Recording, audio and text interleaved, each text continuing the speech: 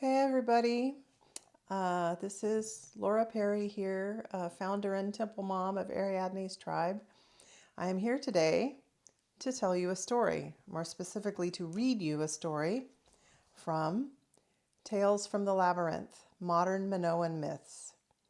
This is a collection of stories based on the mythology that we in Ariadne's tribe have built up around our deities and our sacred calendar. So all of the mythos is intertwined with the wheel of the year. Working your way through the mythos also carries you through the circle of the year. One of the things you need to know before I read this is the Mediterranean climate is different from the northern temperate climate. So a lot of us live in the northern temperate zone, and so we have 4 seasons: spring, summer, autumn, and winter. And we plant, the farmers plant their crops in the spring. They grow over the nice warm summer and are harvested in the autumn. This is the cycle that a lot of us are used to. It's the cycle that the most popular and well-known neo-pagan wheel of the year is based on, because a lot of people live in the northern temperate zone. The Mediterranean is different. It has its own unique climate. In the Mediterranean, there are 2 seasons, wet and dry, rainy and dry. The dry season is the summer. If you have ever been anywhere in the Mediterranean, you will know that it is crazy hot. All the plants and the grass and everything just turns crispy brown. Nothing wants to grow. It literally does not rain. This is not a good time to grow crops. In the Mediterranean, the summer is the dead time, the dead season, the fallow season. The winter is actually the growing season there, because the rain starts in the autumn, and it rains regularly all through the mild winter. So farmers plant their crops in the autumn, which is backwards from what a lot of us are used to. But so vegetables, grains, anything that's going to grow in a field gets planted in the autumn. It grows through the rainy winter and is harvested in the spring. So bear that in mind as I read you this story. So the myth that we're going to read today is the Mysteries. And this is our version of what we think the Minoan precursor to the Eleusinian Mysteries might have been like. And because, as Alice said, what good is a book without pictures? There is a full page color illustration for each, there we go, for each story in this book. And so here's the one for the Mysteries. They're all Minoan art style. And so you'll find out who these 2 characters are in just a minute.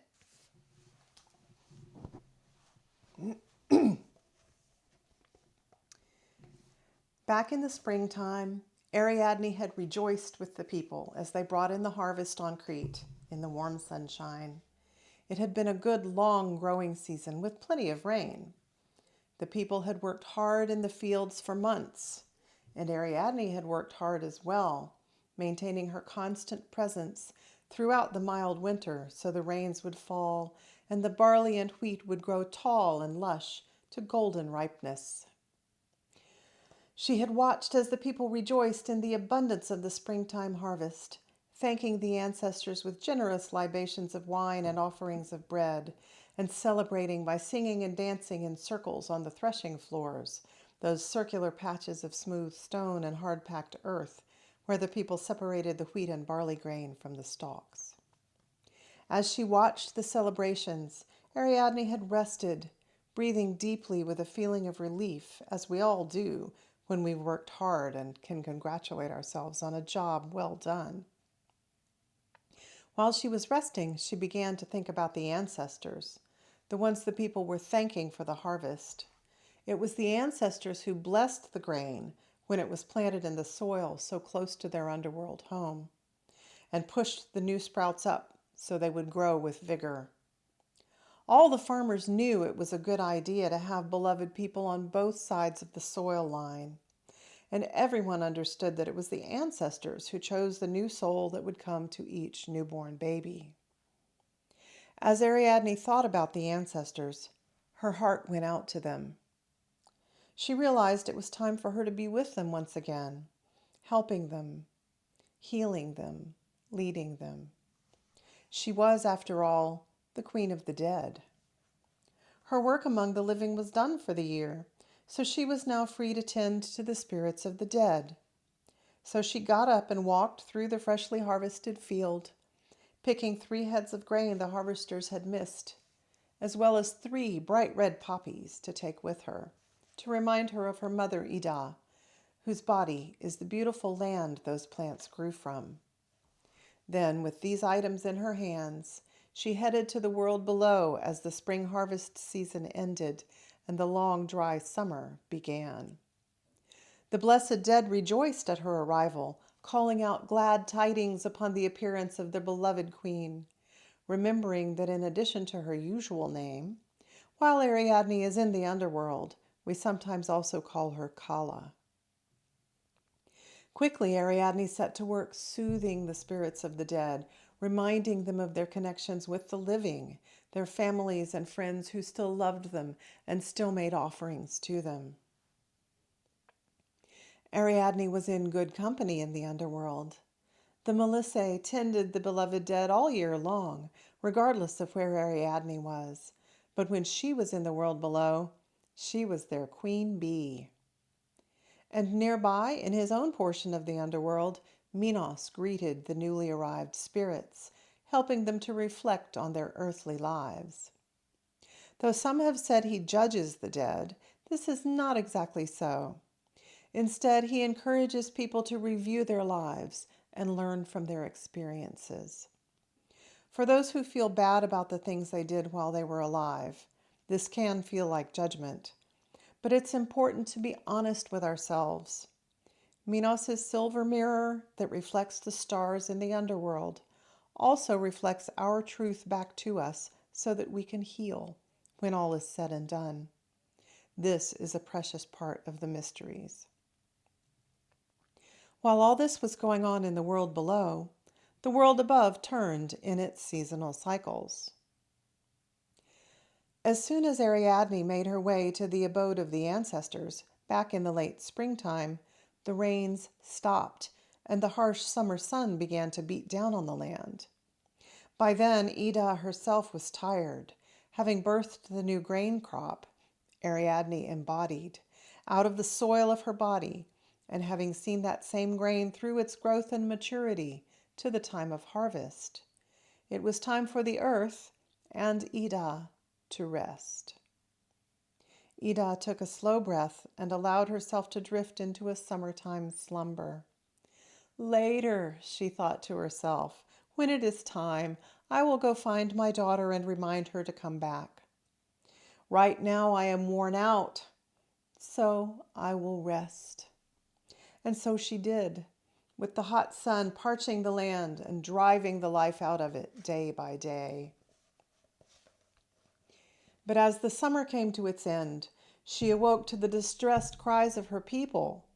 They had tolerated the long, hot summer as best they could, but they knew they had to plant another crop soon, since eventually the stored grain would run out. If they didn't have a new crop to harvest next spring, they would go hungry. So they called out to Ida to help them, knowing Ariadne was far away in the underworld, while the Earth Mother was close by and more likely to hear their pleas. The Great Mother awoke with difficulty, moving slowly in the oppressive heat. She knew Ariadne had gone. She had felt her daughter's departure at harvest time, and had journeyed to the underworld, as she did every year. But, though Ida knew where her daughter was, she couldn't get there by herself.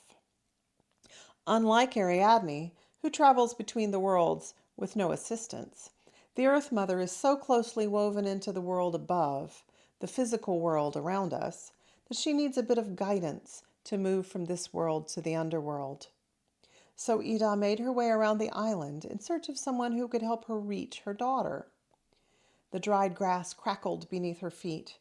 and every step she took kicked up a cloud of dust. Finally, she came to a shady glen in the mountains and found Dionysus drinking from a stream. She saw that he was in his youthful form and called him by that form's name, Iacchus. Then she told him of her need to enter the underworld and find her daughter. Since time passes differently there than it does in the world above, Ariadne wouldn't know that it was time to return. She counted on her mother to find her and tell her.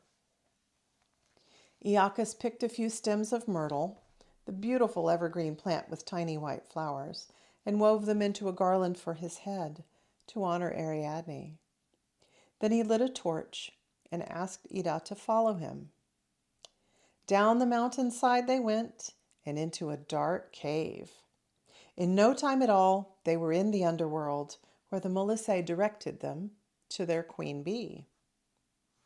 Ida was overjoyed to see Ariadne. The two embraced with great joy. But then Ida told her daughter about the happenings in the upper world. The lack of rain, the terrible heat, the people's fear that they would run out of food. Ariadne knew it was time to return to the world above. She felt a great love for the blessed dead. She did not wish to leave them, for they were the underpinning of all life, the ones on whose shoulders we stand. And among the blessed dead, every soul achieved immortality. That is a precious part of the mysteries. Ariadne knew that she must leave the underworld as a natural part of the cycle. She would return to the world above for the season, rising up with the first green sprouts in the fields. Then, when the harvest was complete in the spring, she could come back to the underworld and take her place once again among the ancestors while the land rested. All would be well in both worlds. She announced her intentions to the blessed dead, assuring them that she would be back as soon as the harvest was over, and they bid their farewell for the moment. Then she accompanied Iacchus and Ida back to the world above, where the people rejoiced to feel the rain on their faces and their fields, and to see Ariadne's footprints across the land once more.